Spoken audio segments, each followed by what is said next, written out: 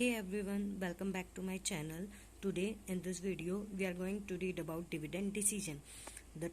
Firstly we will read about meaning and definition of dividend. The term dividend denotes that part of company's balance of profit which is available for equal distribution among the shareholders of the company. That means जो dividend होता है वो हमारा company का profit होता है जिसे हम शेयरहोल्डर्स को डिस्ट्रीब्यूशन के लिए रखते हैं. Dividend are a form of incentive to the share holder for having invested in the company. ये शेयर होल्डर को एक तरह का इंसेंटिव होता है. इंसेंटिव मतलब बढ़ावा होता है कि वो जिससे कि कंपनी में और भी ज़्यादा इन्वेस्ट कर सके. तो इसलिए डिविडेंड वो होता है जो हम शेयर होल्डर को देते हैं अपने प्रॉफिट में से एज अ बैलेंस बचाकर. फिर हम नेक्स्ट पेज पे बात करते हैं टाइप्स ऑफ डिविडेंड. हमारे पास डिविडेंड के बहुत सारे टाइप्स हैं. जिस तरह की आप टेबल देख सकते हैं कि यहाँ पे डिविडेंड में के टाइप्स 3 तरह के बताए गए हैं. On the basis of types of shares, on the basis of mode of payment, on the basis of time of payment. On the basis of types of shares, इसमें हम 2 तरह के शेयर्स होते हैं हमारे पास, इक्विटी शेयर्स और एक preference shares. तो जब भी हम इक्विटी वालों को डिविडेंड देते हैं तो हम उसे इक्विटी डिविडेंड कह देते हैं, और जब हम प्रेफरेंस शेयर होल्डर्स को डिविडेंड देते हैं तो उसे हम प्रेफरेंस डिविडेंड कह देते हैं. फिर हम बात करते हैं on the basis of time of payment. On the basis of time of payment की अगर हम बात करें तो सबसे पहले हम बात करना पसंद करेंगे रेगुलर डिविडेंड की. जैसा कि आप लोगों को पता ही होगा कि कोई भी कंपनी जो होती है वो डिविडेंड कब देती है, ईयर एंड पे देती है. कोई भी कंपनी अपना डिविडेंड ईयर एंड पे भी जब वो अपने सारे अकाउंट्स फाइनलाइज कर लेती है उसके बाद देती है. तो रेगुलर डिविडेंड हम उसे ही कहते हैं जब कंपनी अपने ईयर एंड पे देती है, अपनी एनुअल जनरल मीटिंग में देती है, और वो भी अपने बैलेंस शीट वगैरह बनने के बाद देती है. तो उसे हम रेगुलर डिविडेंड कह देते हैं.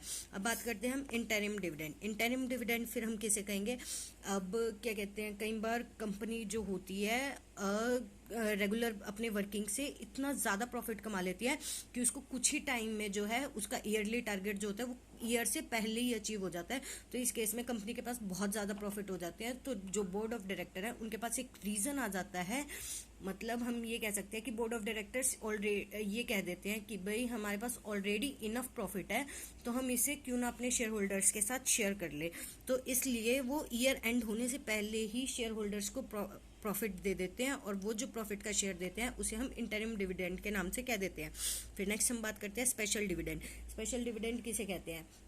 अब जनरली जैसे कि हमने अभी इंटरिम डिविडेंड में बात करी थी, कंपनी को ऑलरेडी बहुत ज़्यादा प्रॉफिट हो गया था और ईयर एंड तक पहुंचते पहुंचते तो जो हमारा प्रॉफिट है वो और भी ज़्यादा बूस्टअप हो जाएगा.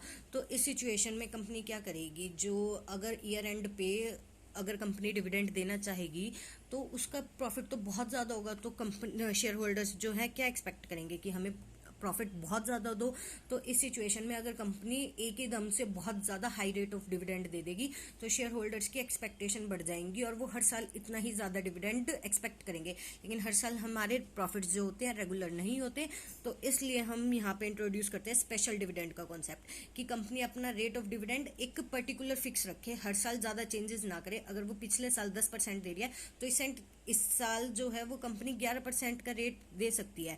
लेकिन अगर कंपनी ज़्यादा प्रॉफिट्स के कारण इस साल सीधा 10% से 50% कर देती है तो ये जो चेंज होगा ये बहुत ज़्यादा ह्यूज हो जाएगा. इसके कारण हमें बहुत सारी प्रॉब्लम्स फेस कर देनी पड़ती है. तो इसीलिए हमने एक स्पेशल डिविडेंड का कॉन्सेप्ट इंट्रोड्यूस करा है जिसके अकॉर्डिंग हम 10 का 10 ही रहने दें, लेकिन हम शेयर होल्डर्स को, अगर हमारे पास ह्यूज प्रॉफिट है तो हम शेयर होल्डर्स को शेयर देना चाहते हैं तो हम उसे स्पेशल डिविडेंड के नाम से दे सकते हैं. हम ये कह सकते हैं कि हमें बहुत ज़्यादा प्रॉफिट हुआ है इसलिए हम उन्हें एक स्पेशल ट्रीट दे रहे हैं, तो हम एक अलग से उन्हें डिविडेंड दे देंगे तो उसे हम स्पेशल डिविडेंड कहते हैं.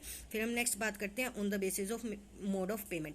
सबसे पहले हम बात करते हैं कैश डिविडेंड की. जब हम शेयर होल्डर्स को डिविडेंड कैश में दे देते हैं उसे हम कैश डिविडेंड कह देते हैं. फिर हम बात करते हैं स्टॉक डिविडेंड की. स्टॉक डिविडेंड में क्या होता है, हम शेयर होल्डर को पैसे नहीं देते, हम पैसे के बदले में उन्हें एडिशनल शेयर्स दे देते हैं, तो इसे हम स्टॉक डिविडेंड कहते हैं. फिर आता है स्क्रिप डिविडेंड.